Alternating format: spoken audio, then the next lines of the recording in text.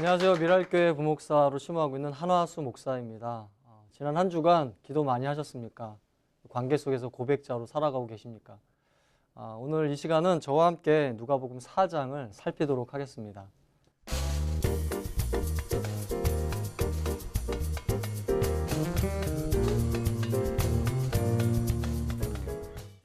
제가 그 큰딸이 이제 있는데 큰딸이 유치원생일 때 유치원생들한테 아주 필요한 한 가지가 있어서 사줬습니다. 바로 세발 자전거입니다. 세발 자전거를 사줬는데 참 마음이 아픈 건 뭐냐면 세발 자전거를 얘가 타지를 못한다는 것이 굉장히 많이 아팠습니다. 안 되겠다 싶어서 매일 세발 자전거를 탈 수 있도록 매일 나가서 연습을 시켰습니다. 페달을 이렇게 밟는 거다, 이렇게 잡는 거다, 방향을 트는 거다, 방향만 틀려고 하다가 페달을 놓치면 안 되는 거다, 페달을 밟으면서 방향을 틀어야 된다. 이게 안 되더라고요. 자전거를 처음 타다 보니까 안 되더라고요. 페달만 밟거나 방향만 돌리거나 그렇게 되더라고요. 그런데 이걸 매일매일 연습을 하니까 어떻게 됐을까요? 드디어 자전거를 타게 되었습니다. 자전거를 잘 타더라고요. 그때부터는 자전거를 타고 여기 가고 싶으면 저기 가고, 여기 가고, 저기 가고 싶으면 저기 가는 걸 제가 발견하게 됐어요. 어느 날 제가 큰딸이 세발 자전거를 타는 거를 가만히 유심히 지켜보면서 이런 생각이 들었습니다. 만약에 저 뒤에 있는 세 발 중에 하나를 없애면 자전거가 어떻게 될까? 바로 실천에 옮겼죠. 그래서 한쪽 바퀴를 빼서 한번 타보라고 했어요. 어떻게 됐을까요? 제대로 안 가더라고요. 자전거가 제대로 안 가더라고요. 자전거가 비틀비틀거리면서 이리 쓰러지고 저리 쓰러지고 제대로 자전거가 균형을 잡지 못하고 제대로 못 나가는 걸 제가 발견하게 됐습니다. 저는 관찰하는 걸 참 좋아하거든요. 그래서 발견하는 걸 참 좋아하는데 그 자전거가 제대로 가지 못하는 거를 관찰하고 발견하면서 제가 한 가지를 깨닫게 됐습니다. 그것은 세 바퀴가 없으면 제대로 길을 갈 수 없는 게 자전거구나. 길을 가려면 세 바퀴가 있어야 되는 거구나. 오늘 본문 말씀이 이걸 정말 잘 말해주고 있습니다. 예수님께서 길 가시는 모습을 오늘 본문은 말씀해주고 계시는데 그 길 가시는 모습을 잘 들여다보니까 세 개의 바퀴를 갖고 있더라 이겁니다. 오늘 이 말씀을 통해서 이 본문을 통해서 그 세 개의 바퀴가 무엇인지 한번 살펴보도록 하겠습니다.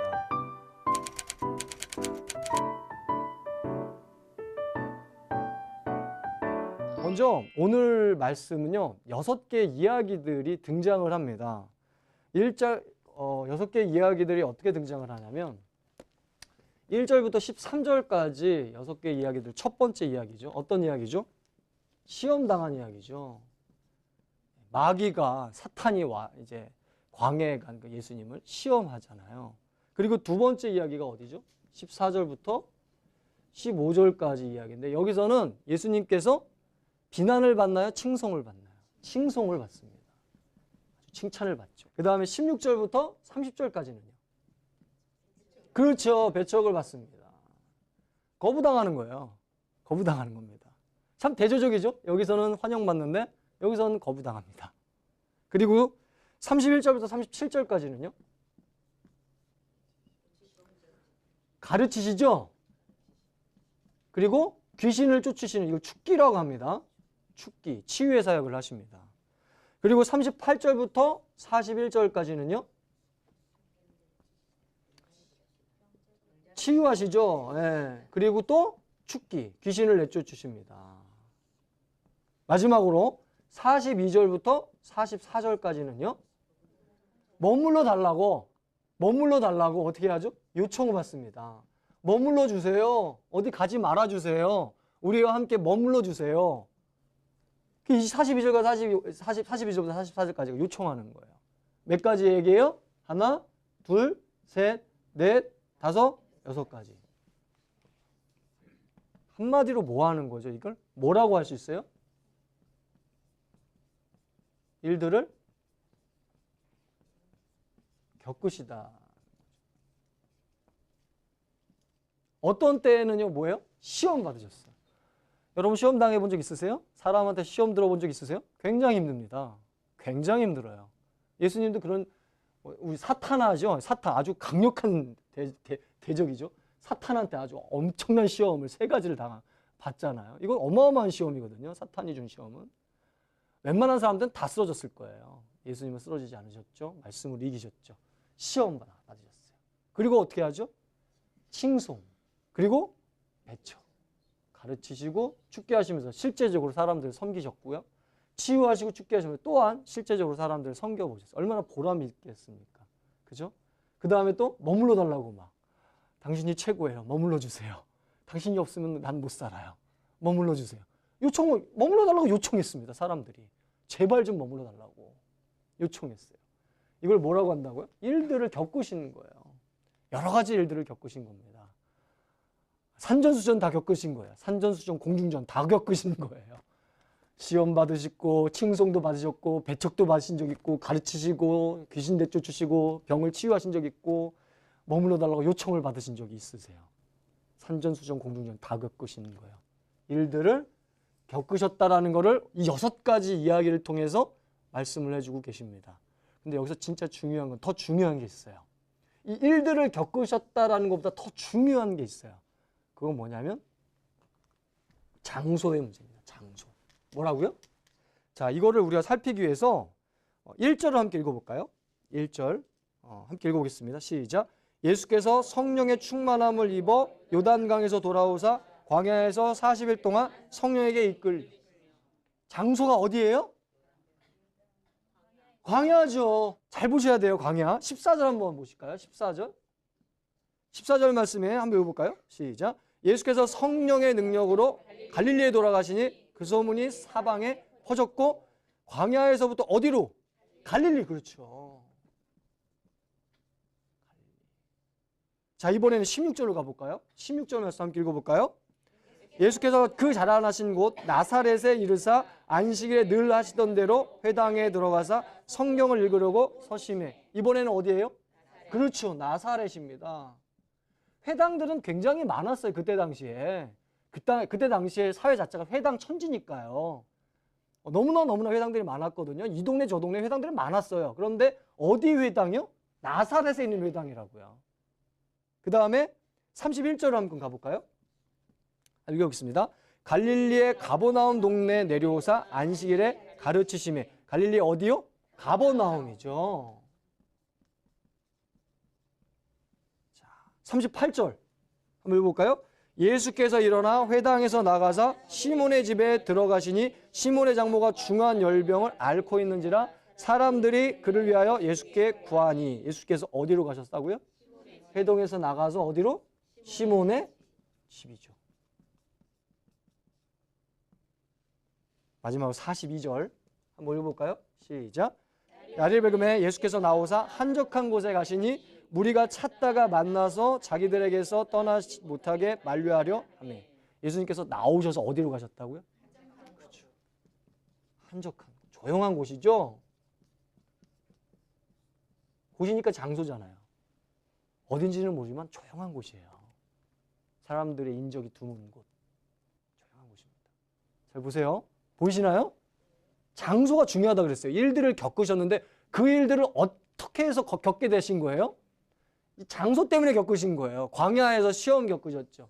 갈릴리 가셨죠. 그 다음에 나사렛. 그 다음이 가버나움. 그 다음이 시몬의 집. 그 다음이 한적한 곳. 장소들은 장소들인데 이 장소들이 어떤 특징을 갖고 있어요?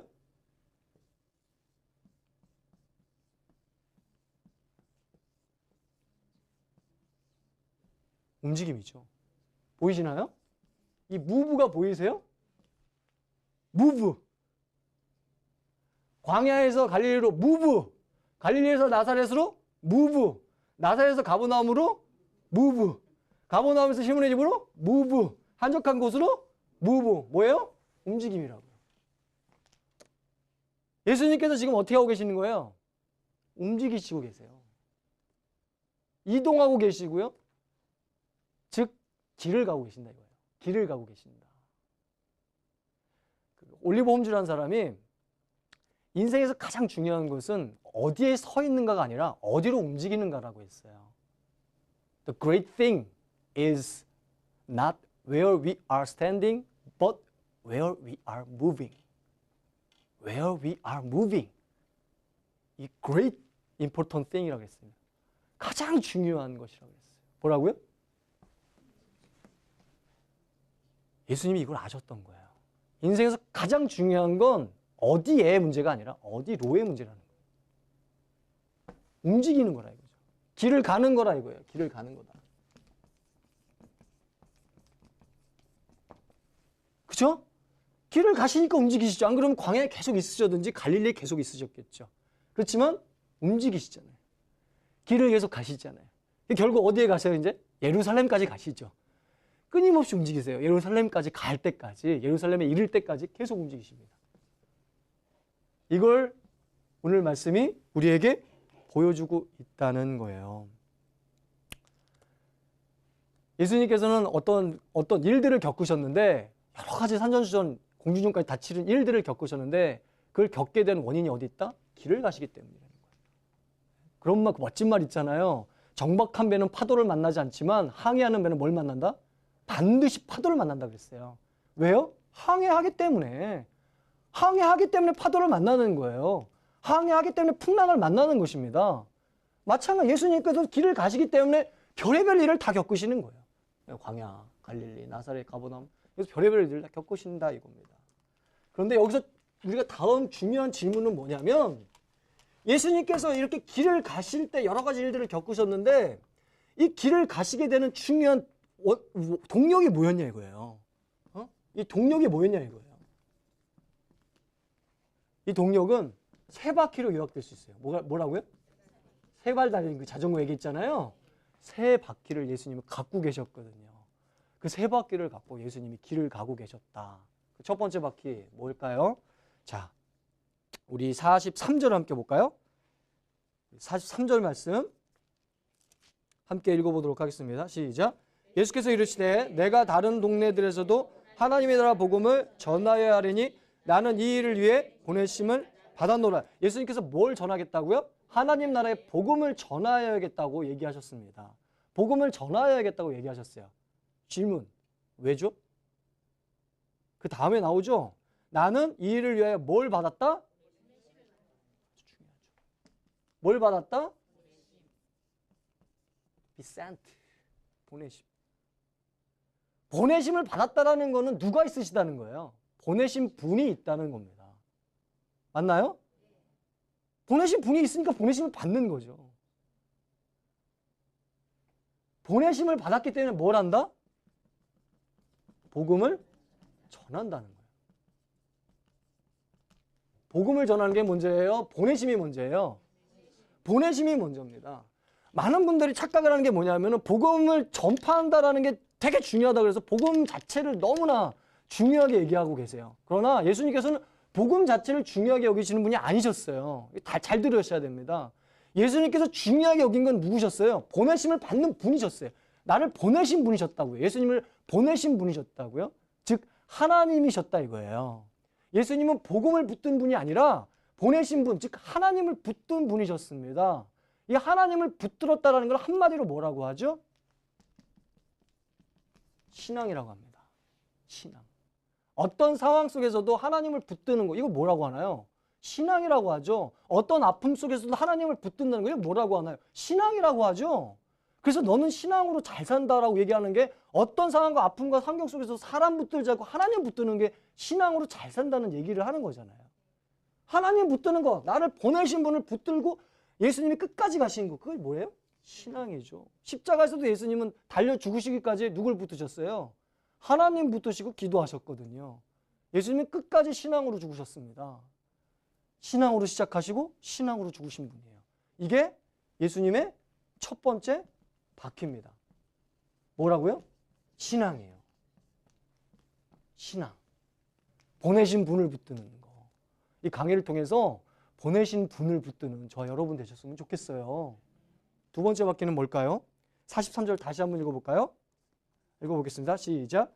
예수께서 이르시되 내가 다른 동네들에서도 하나님의 나라의 복음을 전하여야 하리니 나는 이 일을 위해 보내심을 받았노라 하시고, 보내심을 받았다는데 두 번째 뭐가 나오죠? 뭘 위해? 이 일을 위해 보내심을 받았대요. 하나님이 보내셨는데 보내신 것은 이유가 있다는 거예요. 뭐예요? 이 일 하라고. 이 일을 하라고 보내셨다는 거예요. 즉 예수님은 이후에 남은 시간 동안 뭘 하고 살아야 되는지 알았다 몰랐다? 알았다는 겁니다. 이 일을 위해 나는 보내심을 받았다. 왜 사는지를 알았다라는 거예요. 왜 이 삶이 존재하는지, 왜 이 시간들이 존재하는지를 예수님은 알았다는 거예요. 왜 존재한다고요? 이 일을 하기 위해 존재한다 이거예요. 뭘 알은 거예요? 목적을 안 겁니다. 이 목적을 알기 위해서 뭘 물으셨다는 거예요? 왜를 물으시는 거예요? 왜 사는가를 물으셨다는 거예요. 이게 예수님의 두 번째 바뀝니다. 뭐예요? 구도죠, 구도. 길을 묻는 거. 왜를 묻는 거. 구도자 자세. 구도적인 영성이잖아요, 이게. 예수님께서 두 번째 바퀴를 갖고 계셨다고요. 둘째 바퀴죠, 이게. 이걸 갖고 계셨다는 거예요. 이게 너무너무 중요한 겁니다. 왜를 묻지 않고는 뭘 찾을 수 없어요? 길 찾지 못해요. 길 못 찾습니다. 어떤 사람이 길을 찾을 수 있죠? 왜를 묻는 사람이 길을 찾게 되는 거예요. 예수님께서 이것을 기도로 표현하셨잖아요. 마태복음 7장 보면은 기도 나오죠? 어떤 기도 나오죠? 마태복음 7장 7절부터 8절에 제가 읽어보겠습니다. 구하라, 그리하면 너희에게 주실 것이요. 찾으라, 그리하면 찾아낼 것이요. 문을 두드리라, 그리하면 너희에게 열릴 것이니. 이게 마태복음 7장이요. 8절은 구하는 이마다 받을 것이요. 찾는 이는 찾아낼 것이요. 두드리는 이에게는 열릴 것이니라. 예수님께서 뭐라고 하셨다고요? 구하라.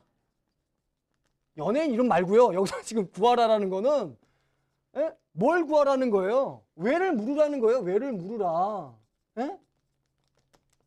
왜를 물으라는 거예요. 왜를 물으라. 이게 구하라는 정확한 의미입니다. 왜 사는지, 나의 길은 어디에 있는 것인지 그걸 구하라는 거예요. 그러면 답을 주시겠다는 겁니다. 이게 구하라는 의미예요. 왜를 물으라. 그 다음에 어떻게 하라고요? 찾으라. 이건 뭐죠? 현장으로 들어가라는 거예요. 그렇죠? 드라크마, 이거 성경, 그러니까 복음서에 드라크마를 잃은 여인 얘기가 나와요. 그 여인이 드라크마를 찾기 위해서 어디로 가요? 드라크마 잃은 현장으로 갑니다. 거기서 찾기 시작한다고요. 찾으라는 건 기본적으로 전제가 뭐예요? 현장이에요, 현장. 길이 어디에 있는지 찾고 싶으세요? 현장으로 가셔야 돼요. 반드시 현장이 있어야 됩니다. 마지막 뭐예요? 두드리라. 이건 뭐의 문제인가요? 길에 들어서는 문제예요. 그죠?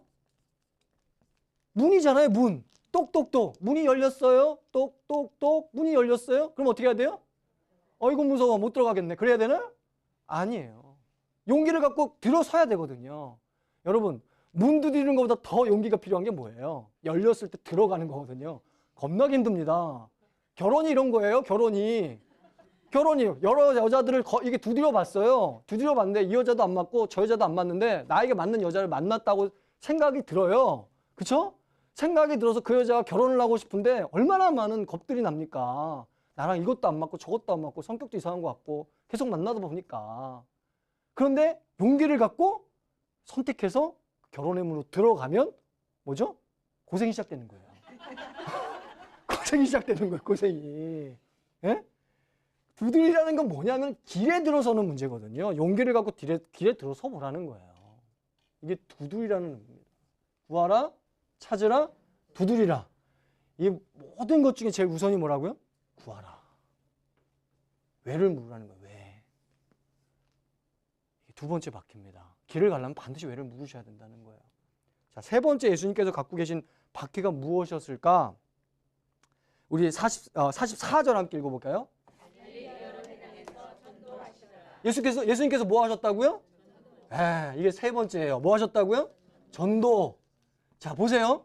예수님은요, 하나님이 보내셨다라는 그 하나님을 붙드신 신앙을 갖고 계셨어요. 또 하나, 예수님께서는 이 일을 위해서 이 땅을 살아야 됐다라는 그 삶의 목적을 갖고 계셨어요. 그죠? 구조적 영성을 갖고 계셨어요. 그리고 나서 예수님께서 뭐 하셨다고요? 여러 마을을 다니면서 전도를 하셨어요. 보내신 분을 신앙만 하고 계시는 거 아니고요.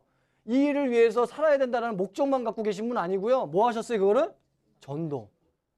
실행했다 이거예요, 실행. 뭐라고요? 실행. 이게 예수님이 길 가시는 방식입니다. 두죠, 두. 하는 거.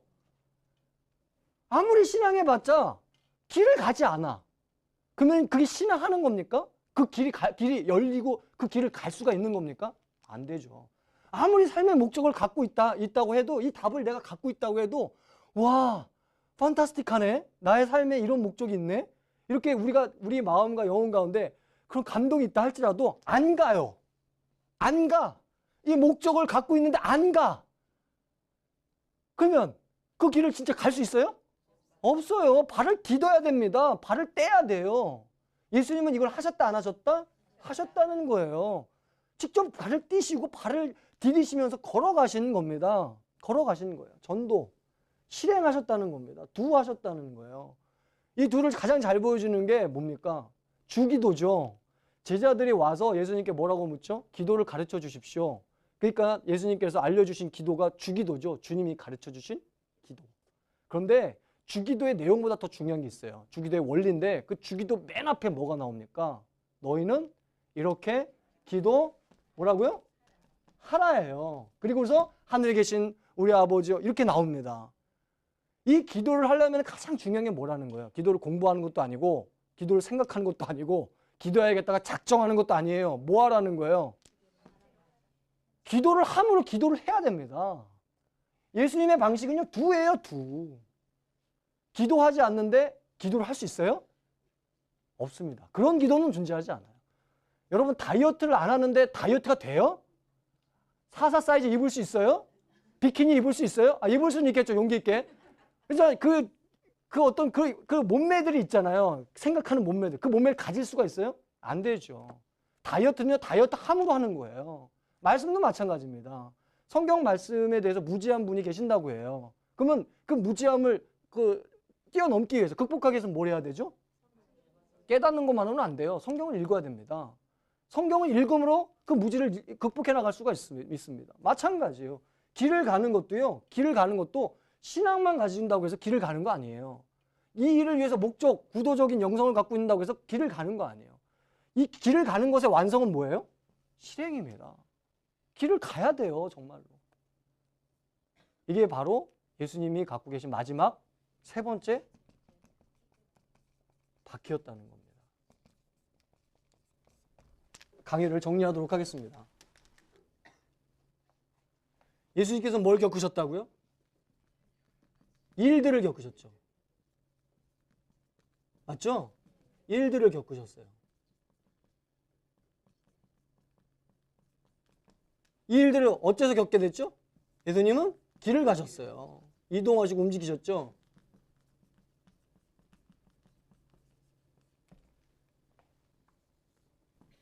이 길을 가시는데 중요한 세 바퀴가 있다고 그랬습니다. 맞죠? 세 바퀴가 있다고 했어요. 첫 번째 뭐라고요?